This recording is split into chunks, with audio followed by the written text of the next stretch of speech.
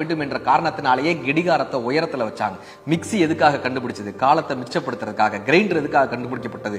காலத்தை மிச்சப்படுத்துவதற்காக. ஏரோப்ளேன் எதுக்காக கண்டுபிடிக்கப்பட்டது? காலத்தை மிச்சப்படுத்துவதற்காக. டூ வீலர், பைக், கார் எல்லாமே காலத்தை மிச்சப்படுத்துவதற்காக கண்டுபிடிக்கப்பட்ட விஞ்ஞான கண்டுபிடிப்புகள். ஆனா இப்படி மிச்சப்பிடிக்கப்பட்ட காலத்தை நம்ம என்ன தெரியுமா பண்றோம்? பேஸ்புக், வாட்ஸ்அப், சினிமான்னு பொழுதை போக்கி கொண்டிருக்கிறோம். பொழுது போக்கு என்கிற வார்த்தையே தவறு. பொழுது என்பது போக்குவதற்காக அல்ல, அது ஆக்குவதற்காக.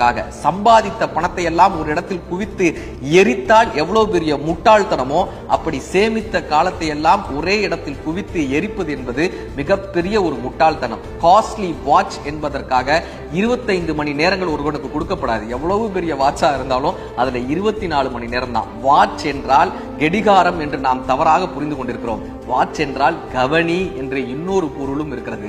எவன் ஒருவன் காலத்தை கவனிக்கிறானோ அவன்தான் காலத்தை